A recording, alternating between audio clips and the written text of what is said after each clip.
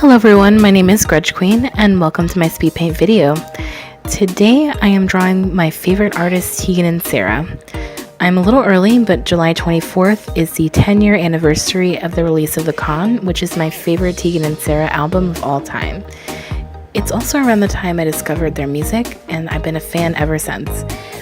It blows my mind that The Con was released a decade ago. I'm so proud of Tegan and Sara and how far they've come in their music career. Every day they inspire me to be better.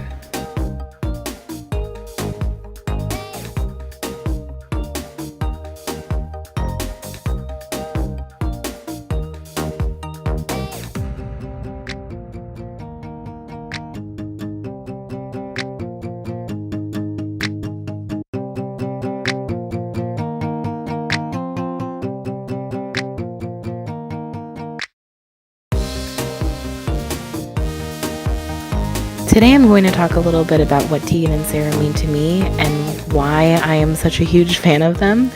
And I'm also going to talk a little bit about their career, how their career started and their achievements along the way.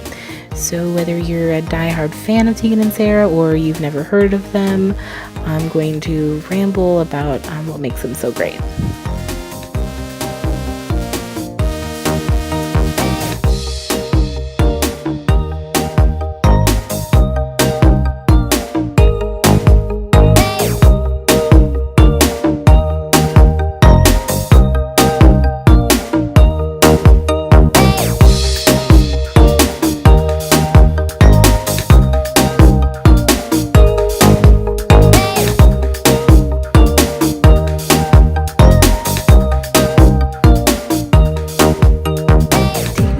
Identical twins who were born in 1980 in Calgary, Alberta.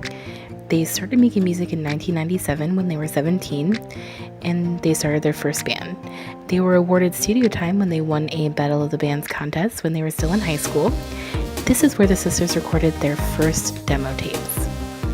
After high school in 1998, Tegan and Sara were touring the country in a Greyhound bus and car. Their first album, Under Feet Like Ours, was released independently in 1999. In the same year, they were signed onto Vapor Records and released their second album, This Business of Art. Then, they toured with Neil Young and The Pretenders.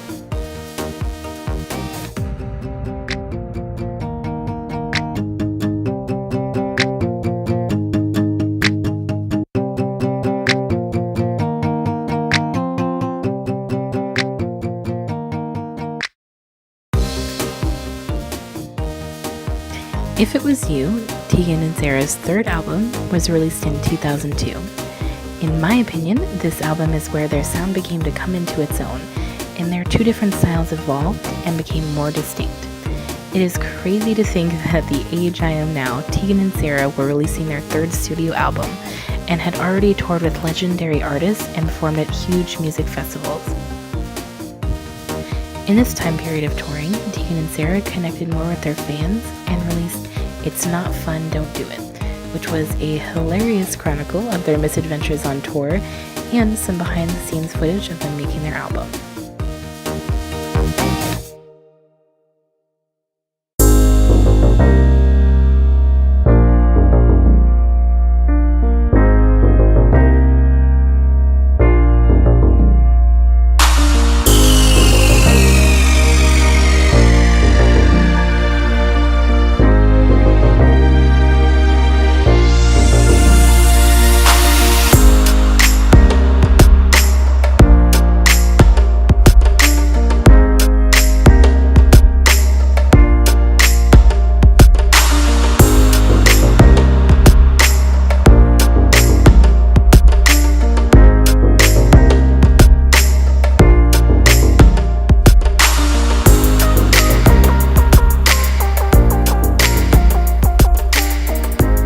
Tegan and Sara released So Jealous in 2004 and began to gain a lot more fans and international acclaim.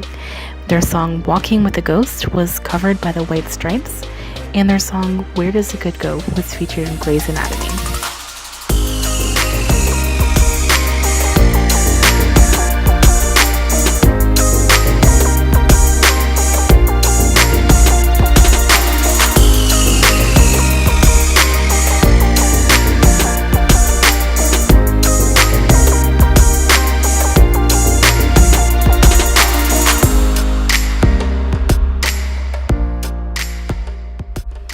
In 2007, The Con, Tegan and Sara's fifth studio album, was released.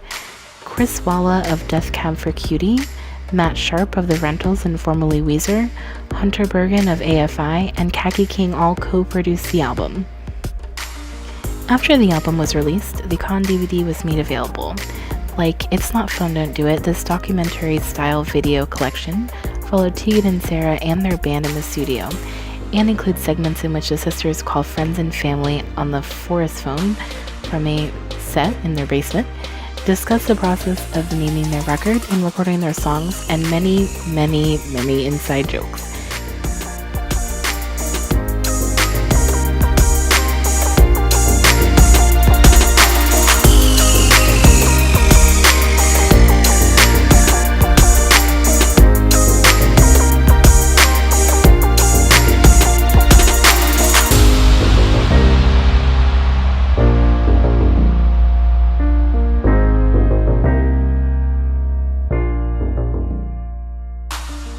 This is around where I jumped in. I was still in middle school and had recently realized I was gay. It was so important to me to look to Tegan and Sara's success and visibility for inspiration. I devoured every song and every live performance video. Every time I watched a Con DVD or listened to their songs on my iPod, I felt like anything was possible as a woman and as a gay person. Their music began to be a solace to me during the rough times of my adolescence. They were always there to remind me that it would get better.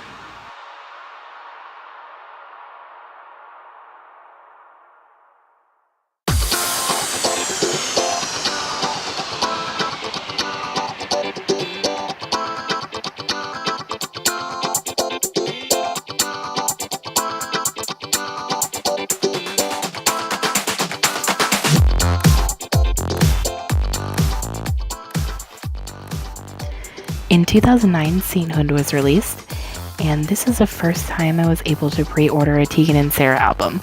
I was so excited for my CD to come into the mail that I would obsessively check the mailbox every day after school, hoping it would magically come in early.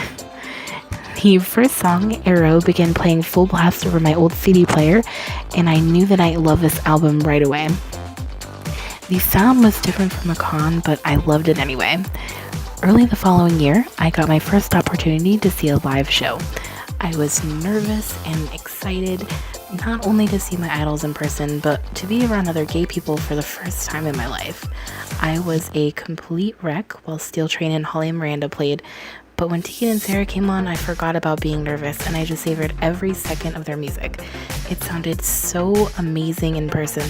I felt like the concert flew by. It is still one of the best concerts I have ever been to.